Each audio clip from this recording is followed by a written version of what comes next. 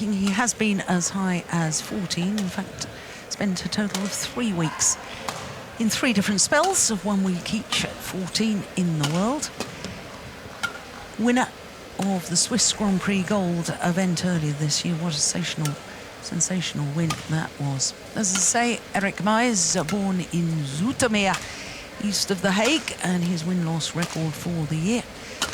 Well, 3 quarter-finals, the Swedish international, the Portuguese international, and the Spanish international. Our court officials from Indonesia and Mauritius. And Victor Axelsen in the first round had to beat the former silver medalist from the European Championships, the left-handed Huskinen from Sweden, 14 and 15. He won that pretty comfortable in 36 minutes, but his victory at the Swiss Grand Prix Gold earlier this year, when he came from behind in the 3rd game, having to save 2 match points against the left-handed Tian Haowei of China.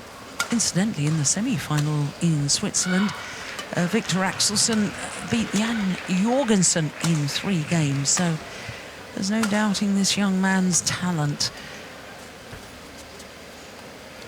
Tall man, just under 6'3". Which is? 193. Thank you. This man a little shorter at 179. That's just over 5'10". And what a huge step up this is for Eric Meijs. Had to beat Joe Wu of New Zealand in the first round. And that was also on Monday. 21-16, 21-13 in 33 minutes. So that's a confidence booster coming into this match. But with 100 places difference on the world ranking between these 2 players, one assumes that it should be this man, Axelsen, who wins on the day. They've never met each other before, but as we were talking earlier, sport is a funny old thing, isn't it? If it all went to form, it would be a bit boring. We wouldn't be here. But it doesn't go to form. No, that's why we're here. That's why people want to watch it. Yeah. Well, last year at the World Championships, Victor Axelsen lost in the 2nd round, the last of 32. Lost to the number 16 seed Takuma Ueda of Japan, 24-22, 21-17. I thought that was a good performance in Guangzhou last year. I know he was disappointed, but he's the sort of character that wants to learn from his mistakes, is disappointed by his mistakes. It reminds me of someone not that far away from me right now. Yeah, it was easy to coach him.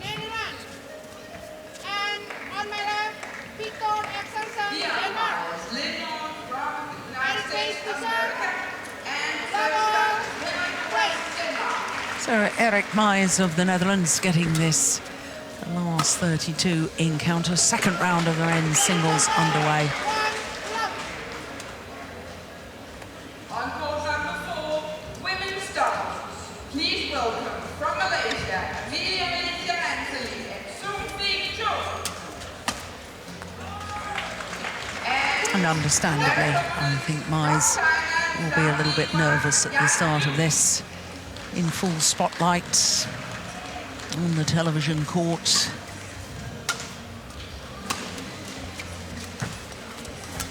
That's a high one.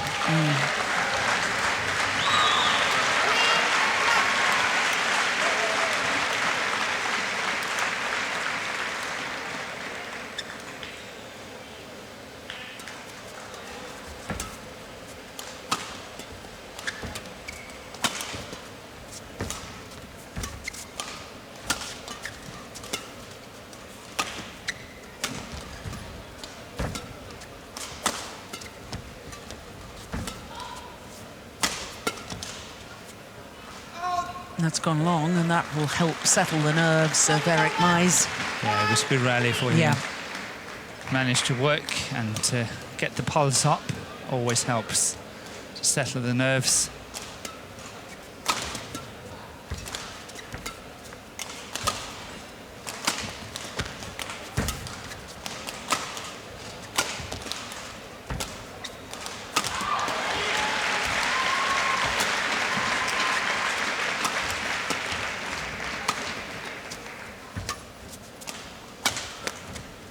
Yeah, another good rally. It's interesting, Morton, given what you've just said about, you know, a nice long rally to get the pulse up and settle the nerves. For me, when I was playing doubles, which is obviously where I enjoyed more success, for me to get rid of nerves, I'd give the shuttle one heck of a whack. Just punch it. Yes, smash it down with all my might and try and get rid of the nerves. That was my way of dealing with it. But that's the same way of getting the pulse up. Yeah.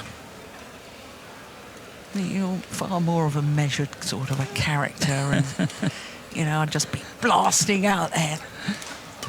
But I know the feeling, don't worry. I know exactly what you're talking about. At the leading booth in the shopping zone, you can win a professional badminton racket. Go to the leading booth now, try the exciting game, and beat today's high score. Oh, goodness, what happened? He slipped a bit. Was it just a slip? Yeah, it was. Oh, given what happened in the last match with Carolina Marin and twisting her ankle. Ooh. It's the left foot. He's trying to push off with the left, and he's slipping a bit. He is an utterly charming young man, isn't he? He's a delightful character. He's good.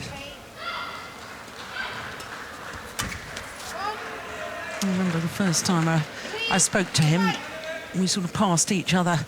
I was going into a lift at one of the tournament hotels. He was coming out. Of course, I knew who he was. I'd been watching him with interest, but how on earth or why he would know who I was. And he said, "Good morning, John." I thought, how nice that he's... Well prepared. Well, Yeah, but that's nice. why would he know who I am? Very nice. We all know in Denmark. We do. That's because I used to play mixed doubles with a Dane. That's it. Yeah. That's it.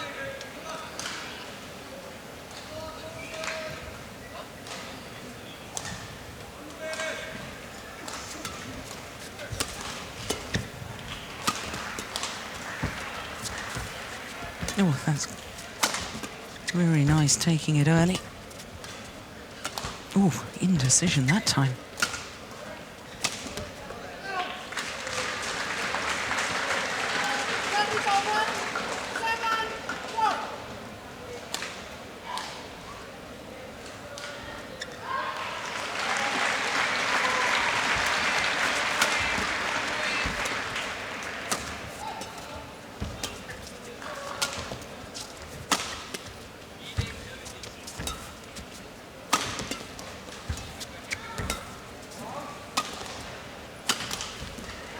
Yep. Crowd appreciating that.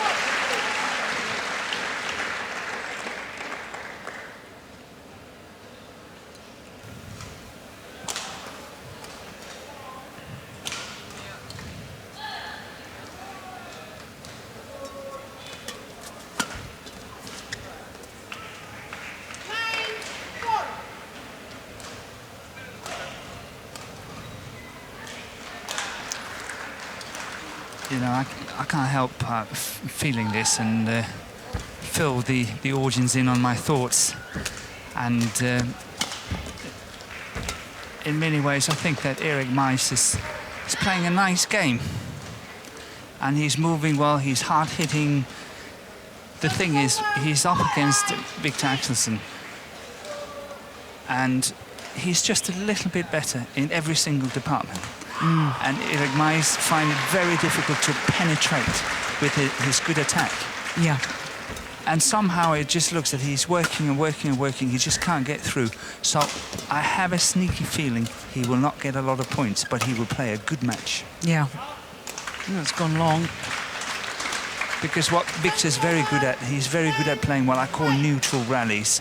He's always good to keep it 50-50 all the time. And eventually Meijs will make the mistake. Yeah.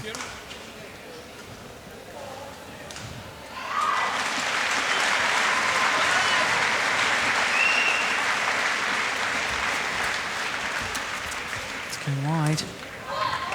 And therefore a 6-point advantage at the mid-game interval for the 20-year-old Victor Axelsen of Denmark.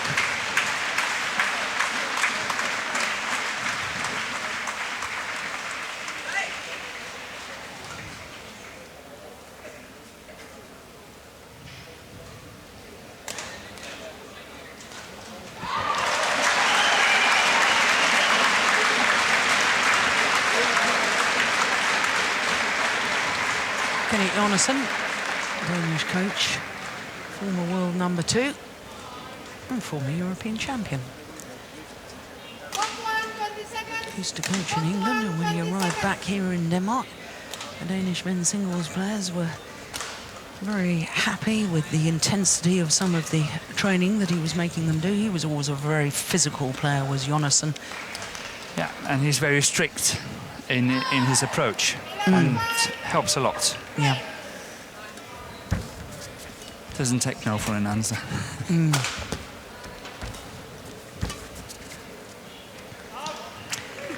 Did his national service, the Danish coach, as a royal foot guard at guarding Queen Margrethe. Is that right? Yes, the palace. At the palace? Yes. Called Amalienborg, or? Amalienborg, yeah. Yeah. Borg means castle.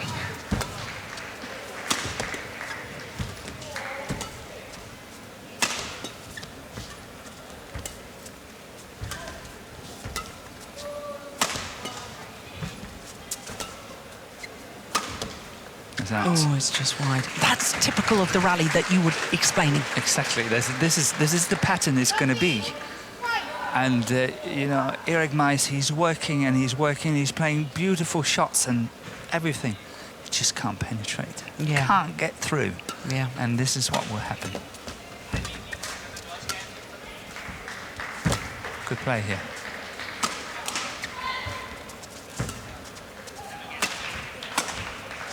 Yeah, it's nice. I don't know if you remember Erik Meijs playing in the World Championships last year in Guangzhou. In the first round, he had the most magnificent match against Peter Kukal from the Czech Republic. It was 3 games, of course. Peter Kukal, it's wonderful to see him back after his cancer treatment, and he's playing well again. And wasn't it wonderful to see him carry the flag at the opening ceremony at the Olympic Games? So he did, and today he played a very good match against one of the Chinese favourites, and he took him to 3. Yeah.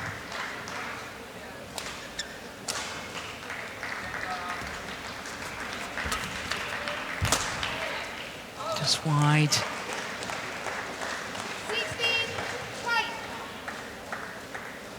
7 straight points, and your prediction that it would be good rallies, but Meijs would struggle to win the actual points is proving to be coming true.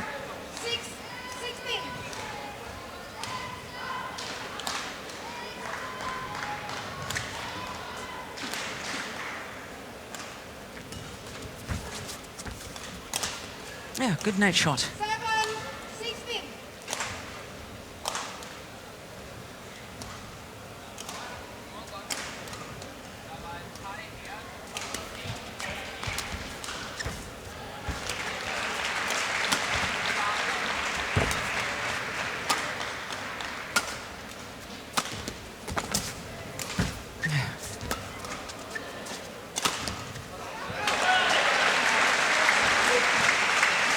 What a prediction. There, the attacking shot from Erik Meijs, just not the penetration. This one here, somehow Axelsen gets it back. And I guess the frustration in the end, feeling he's got to hit the perfect shot, Meijs makes the error. Yeah, he's forcing the error. Victor Axelsen here.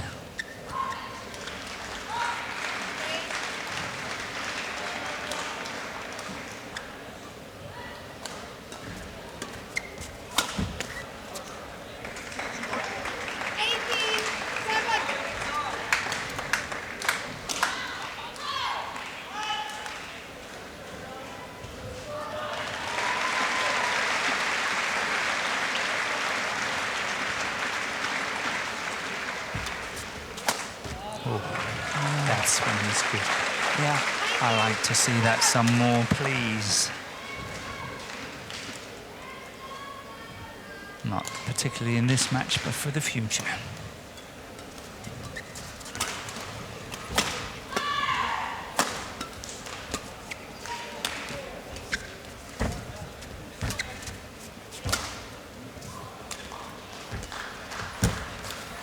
Good play by Mais.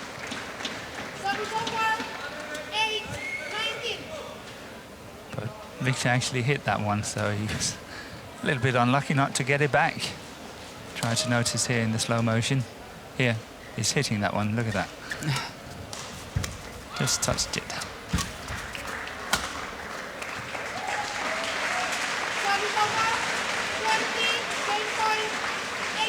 So game points have arrived already after just 12 minutes of play.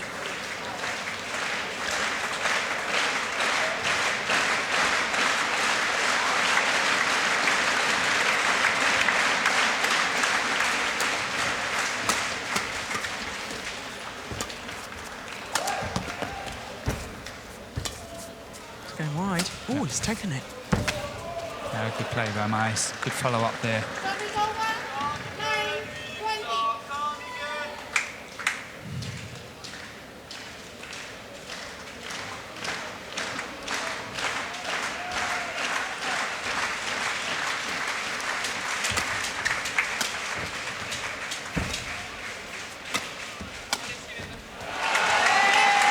Yeah, there's the smash straight down the line, jumping up in the forehand corner that you wanted to see more of now and in the future. Closes out the opening game. 21-9 for the number 14 seed, Victor Axelsen of Denmark. Yeah, it's crisp, isn't it? It is. Looks nice, especially after the first one going cross-court, then going straight down the line. The good variation, crispness of shot, good accuracy. And game over. 21-9 in 13 minutes.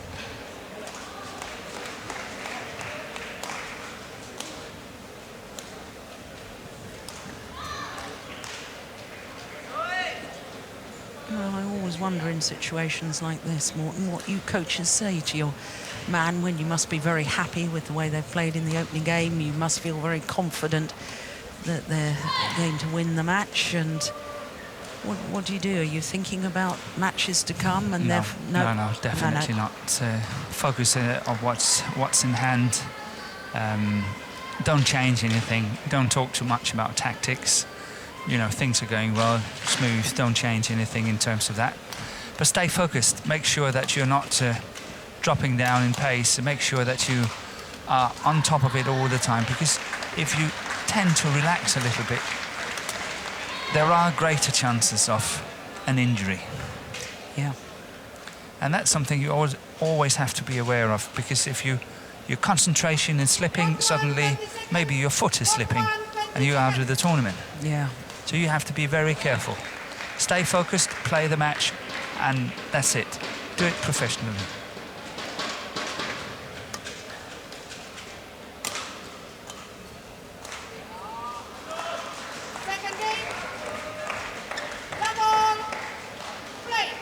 So one game to the good, the number 14 seed, Victor Axelsen, 21-9, that opening game.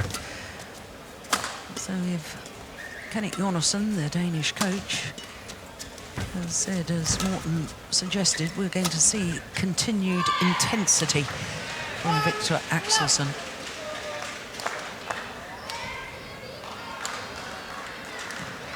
Given your point, Morten, about players sometimes, you know, if you think you're going to win anyway and relaxing too much and then injuries happen, my mind sprang back to a Malaysian, Ong Yu Hock. Ong Yu Hock, yes. Do you remember him? I'm not sure yeah. whether you were No, in charge. I was coaching him. And he was winning a match easily.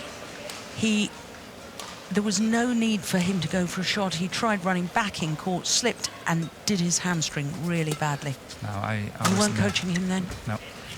Yeah. He was a nice player to watch. He was. He got to the All England final one year. I was coaching him in the final one year. He lost it though, but that was a very fine effort from him.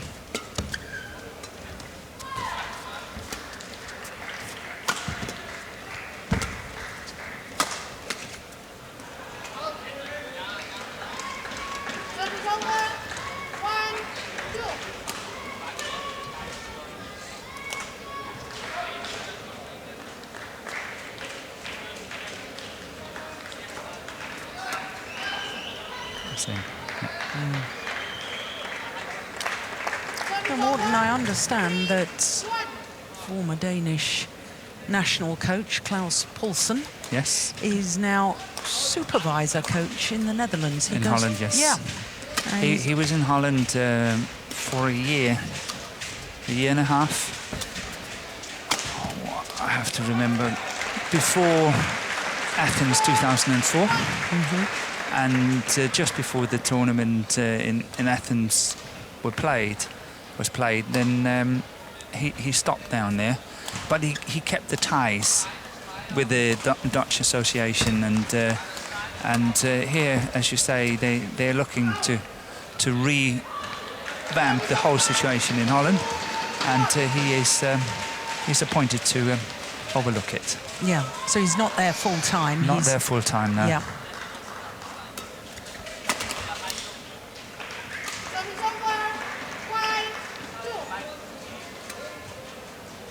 Otherwise, he's a teacher in one of the colleges that's educating badminton coaches on a one-year program. So you're there full time, 24/7, going to school, be part of this system, and it takes a year to get that qualification.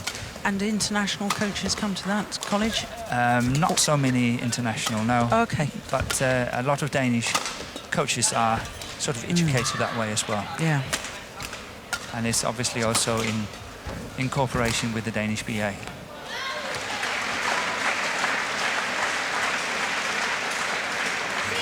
Well, there's no doubting Eric Mai's effort in this, is there?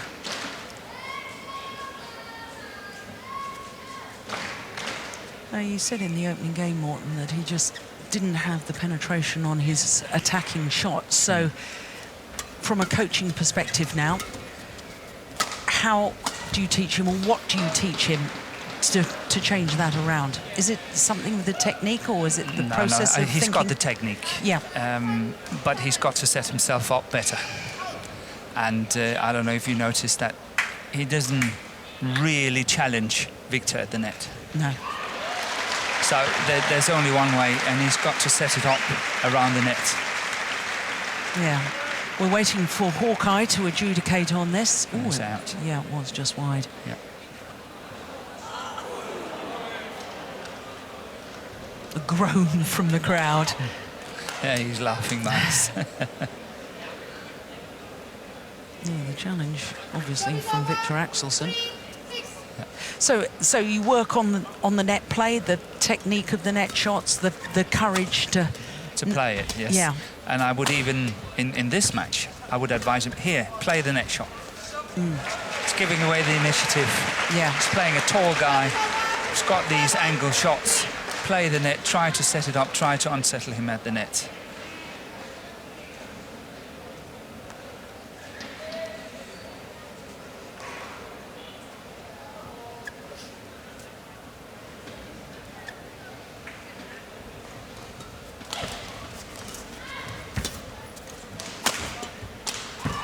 Another opportunity there. Oh my goodness, well, how did he get to it? It didn't go over, actually, but No, just top of the tape.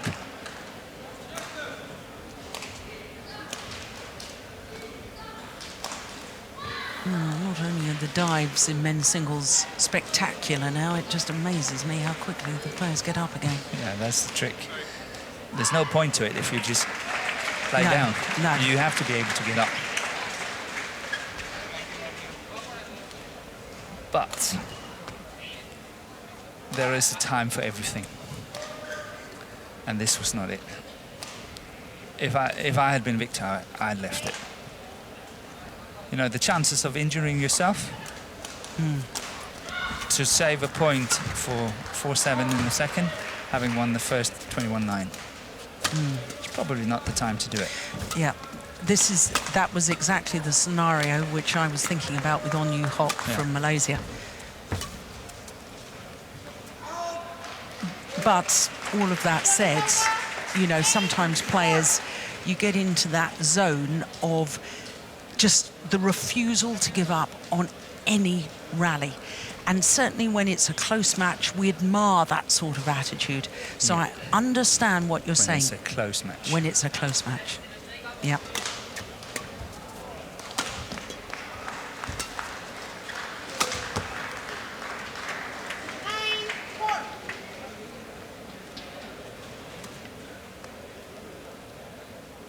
I know we will not see it again, but he was heavily relying on his left hand and arm to keep his balance. Obviously, he's not playing left-handed, but you know you can break stuff by doing that. When you throw yourself so much power on it, and then the weight and all that, and then have to stand on that left arm. Yeah. You know, you never know what happens. Yeah.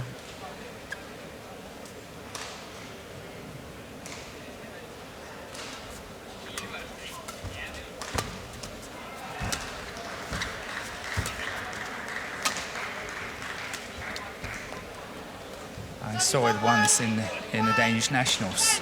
It was actually the women's singles, and one of the players was winning big margins, really big margin. Then a drop shot to the forehand corner, and she chose to dive, but with a split. Oh my goodness. Everything went. She couldn't stand up, lost the match. That was it. She never actually played again, virtually. Oh my goodness. So, as I say, there's a time for everything. Well, that's called good. It's landed on the line. And we only got one challenge left. No, that was clearly in. He wouldn't challenge that.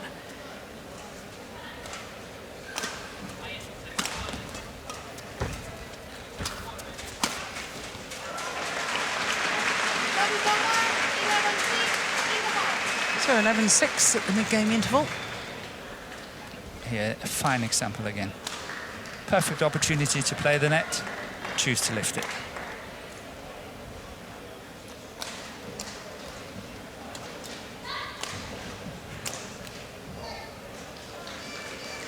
Well, the winner of this match will play against either Pablo Abion from Spain or Nguyen Tien Minh from Vietnam.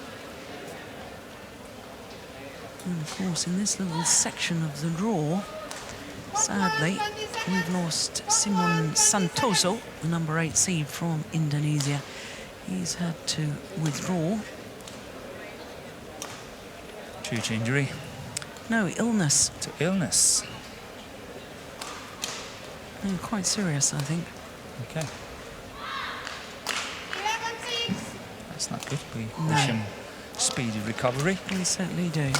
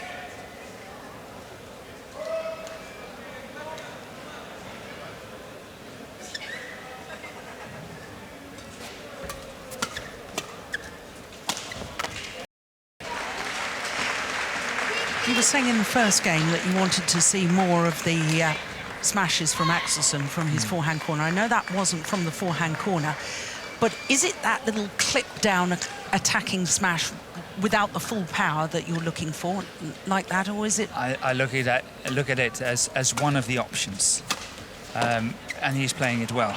Yeah. But I would like to see. When I was coaching him when he won the Junior World Championship, it was like a horse you have to hold back. Yeah.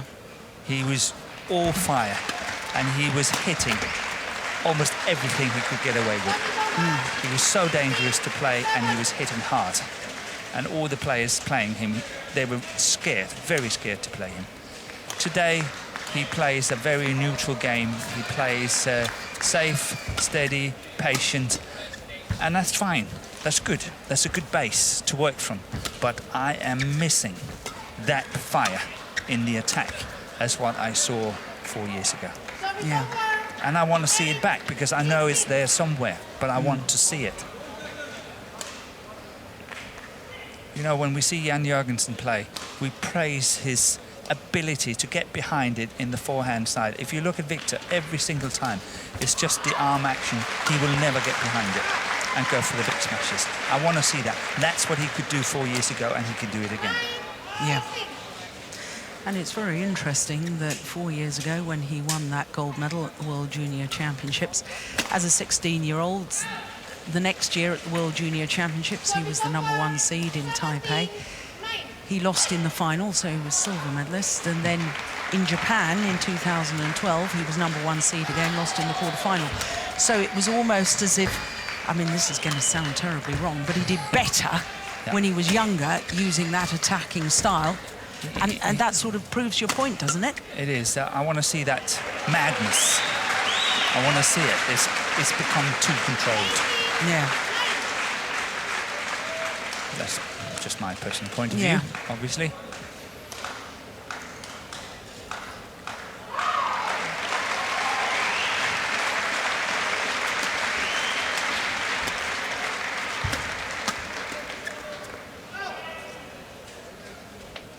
Service over.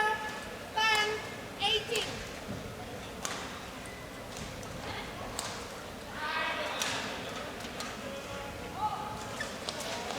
Oh, that's a pity. It's out wide. Service over. 19-10.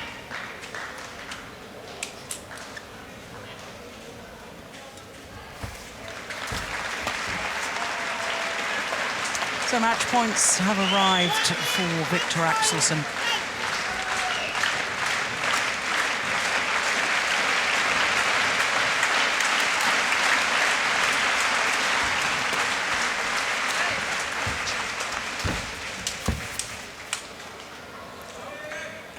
Unsighted, says the line judge. Well, then the umpire called in. So Eric Mize says, well, I'll challenge that. Why not? Why not? Good on you. We like Hawkeye. Yeah, but that's the spirit. Look at the Yes. way he did it with a great smile. Say, okay, if that's what you say, I'll challenge it. And I think he's got a point. We'll wait for Hawkeye to adjudicate. Here we go. Oh no, it's out.